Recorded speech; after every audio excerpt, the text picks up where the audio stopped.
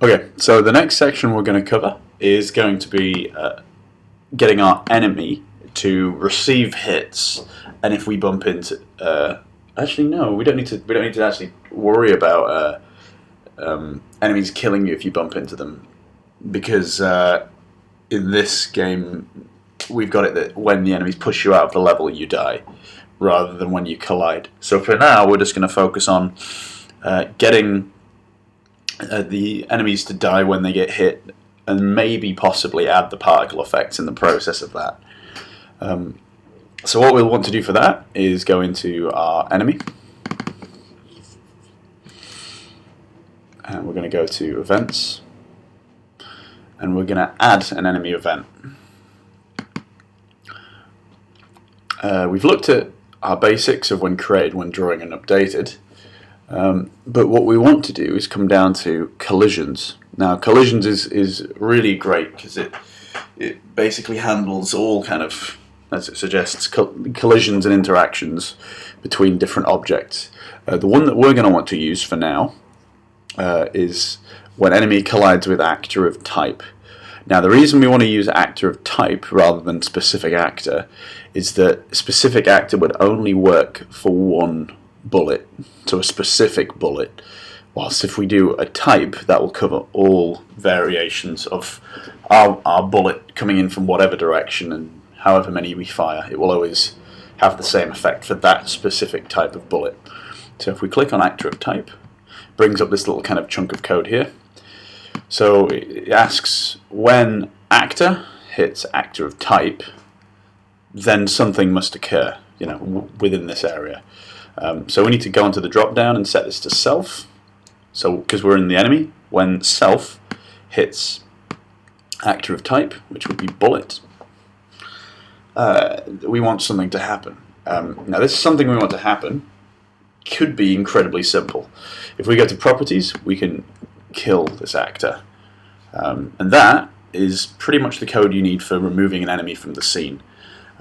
You might think that this is all you would need for your player to do exactly the same. It may be the case, but the problem is that if you kill the player, once you've done that, there's in most games when you die, you tend to get restarted. You go to the start of the level, so you would actually need an extra piece of code for that, but we'll cover that in a little bit. But for now, we're just going to cover enemy collision and adding some kind of fancy effects to that. So when self hits the bullet, we're going to do kill self. So if we add this to the scene, we'll also be, you know, either in this tutorial or maybe in another one, we'll cover spawning enemies. But for now, we're just going to place those in the level. So what should happen is when you shoot the enemies, they should disappear. What we might also add is apply the same piece of code to the bullet. So rather than the bullet continuing through the spaceship and out into space, when it hits the enemy, it stops. Which is once again just another small chunk of code. So if I play a little game of target practice, so you can see the bullet continues to pass through. And I have a terrible aim. Let me get a little bit closer. There we go. Cool. So now, if I go to back to my enemy, I'm going to create one more little bit of code beneath this. Now you might be asking, how are we going to get the bullet property here? How we're going to tell it to kill the bullet, you know, along with the player. The way we're going to do that is we're going to click and drag this piece of code out here. Now what this does is it takes your first actor, which is the, you know, self, and then the actor of type, which is the bullet, and it kind of creates a link between this piece of code up here and actually stuff that you can kind of put in executable code at the bottom. So now when we hit the when the bullet hits the enemy, it'll kill both rather than just one. But you know, I'm kind of all about visual kind of feedback and kind of cool, you know, kind of Michael Bay-esque stuff for a lot of my games. So what I would like to have would be to have an explosion. Now, if you look on the dashboard, you can see that I've got a object called particle. What I'm going to do is make it that when you create your blow up an enemy ship, it's going to create a particle that kind of explodes. So I'm going to create a new actor type, choose the actor type, and that's going to be particle. And the place that I'm going to create that is at the X and the Y center of my enemy, which is great. So now if I test this, when I shoot my enemy now, it should kill the enemy, but also create like a little particle at its core when it's destroyed.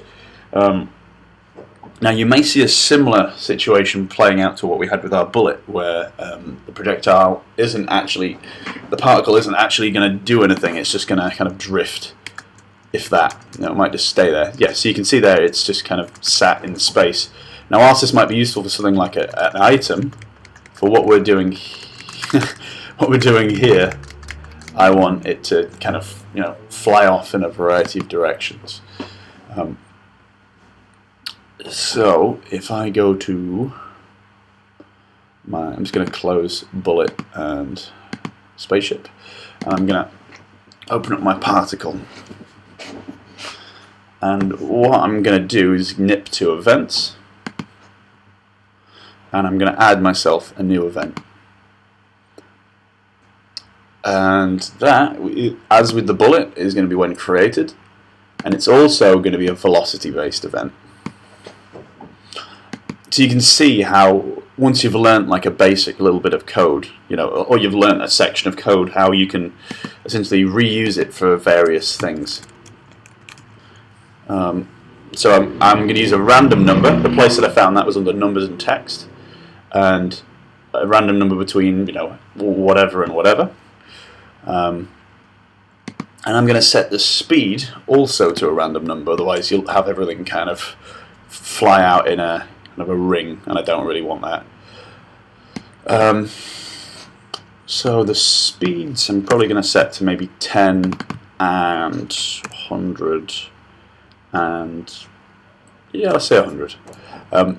With this, as with the spaceship, what I'm going to do is I'm going to have the material slow down as it kind of flies into space to kind of create almost like an effect of slowing as it moves further away from the ship. And what I'm also going to do is I am going to, as with the other ship, make it that when, where is it? Properties. I'm going to kill it when it leaves the screen. And yeah, that should be good. So if we test that now, when you shoot the enemies, they should have have particle that explodes out in a random direction, which seems pretty good. But there's still one catch. There's still one thing that's wrong with this, which you'll probably see in a moment. So cool, projectile flies off, but there's only one. And it is actually a ridiculously high speed, so I'm going to maybe drop that down to, let's say, 40. That should be a little bit better. But there's only one projectile, there's only one particle, and that's kind of rubbish. So we need to use something called a for loop, or in Stencil, what it's known as is a definite loop. So you kind of set the number of times you want it to loop. So that could either be a set number like 10, or you could use a random number, which I quite like to use because it means that, you know, some ships will kind of just have a little poof, and then some of the others will kind of explode in like an almighty kind of, you know, a much bigger explosion. So the piece of code that you're going to want to have inside of this is going to be your particle. so it's going to repeat a random number of times between 4 and 14. And this at this point, it's all about kind of preference, but also kind of optimization. So, if you have too many projectiles and particles on screen at once, you're going to have slowdown as kind of things get a little bit too hectic. To kind of combat this, you can actually go into the settings of some of the objects and kind of change them a little bit. So you can see that little bits of the ship just drifting around in space.